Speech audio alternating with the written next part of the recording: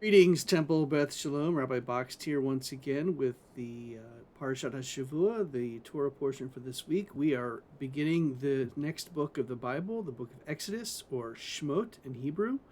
Parashat Sh'mot is Exodus 1:1 through 6:1. And the reason why it's called Parashat Sh'mot is because it is the first Torah portion of the book of Sh'mot, which is names, and it's the first important name or the first important word in the book. So the Torah book Exodus or Sh'mot begins Ve'ele Sh'mot b'nei Yisrael habaim Mitzrayima et Yaakov ish uveto ba'u. These are the names of the sons of Israel who came to Egypt with Jacob, each coming with his household. So the portion is called Sh'mot. The book is called Sh'mot. It obviously only happens at the beginning of books of the Torah. So what we find is Genesis ended, Joseph dying, and now we are in the next book and we are beginning the story of what's going to happen next, basically. And just a short 7 verses into the book of Sh'mot, we find the line, but the Israelites were fertile and prolific. They multiplied and increased very greatly so that the land was filled with them. God told us this would happen earlier in Genesis. And the next line, so 7 lines, 8 lines now into the book of Sh'mot, this line comes. A new king arose over Egypt who did not know Joseph. This idea of not knowing Joseph, what does that mean? Well, this is a Pharaoh who didn't know the background of what Joseph had done, why he had risen to second in power. He had no idea of Joseph's contributions to allowing Egypt to succeed in the 7 years of famine. So this is a different Pharaoh. And all of a sudden, the Torah changes stories from the success of the Jews, the success of the children of Jacob, Abraham, Isaac, and Jacob. And now we get the idea that we're strangers to the Pharaoh. But remember, in Genesis, God tells Abraham that this is going to happen. So it's terrible. Eventually we become slaves.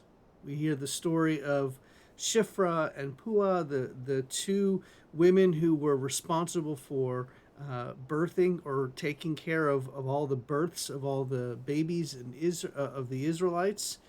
And we see the Hebrews, as they're called here, and their refusal to the Pharaoh, their refusal to do what the Pharaoh has asked of them, which was to kill all of the children. And eventually, what happens is Moses, of course, is saved by his sister and mother, and floats down the river, the Nile, and is found by the Pharaoh's daughter, who then raises him with the help of Moses' mother, who becomes a nursemaid, not the Pharaoh's daughter, not knowing that this was Moses' mother. And then we move forward into the story of Moses and his becoming, eventually, the leader that he is. This is his beginning of becoming that leader. The fire appears to Moses at the burning bush in this same parsha. God telling Moses to go back and save the people. And then we see Moses and God having a disagreement. Moses not believing he is good enough, that he is not strong enough, that he has a stutter, a speech impediment, not able to really do it.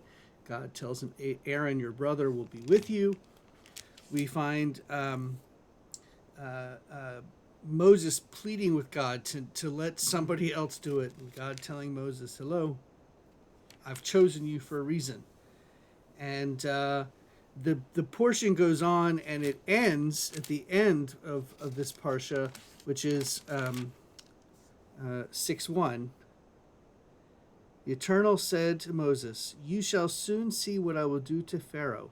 He shall let them go because of a greater might. Indeed, because of a greater might, he shall drive them from his land. And in this process, when Moses goes back to the people to tell them this is what's going to happen, the people argue with him. They laugh at him. And the Pharaoh actually winds up making life even harder for the Hebrew slaves because of this, the chutzpahdik, the strength of this guy Moses coming up in front of the Pharaoh saying all this. Who does he think he is? And he makes life harder on the Hebrews, and that actually makes them more angry with Moses. But as I just read, God tells Moses, just wait and see what will happen. This, of course, is a foreshadow of what's to come, the plagues that will eventually come and force Pharaoh's hand. That is just a summary, if you will, of this week's Torah portion. I wish you an early Shabbat Shalom, and I'll see you next time.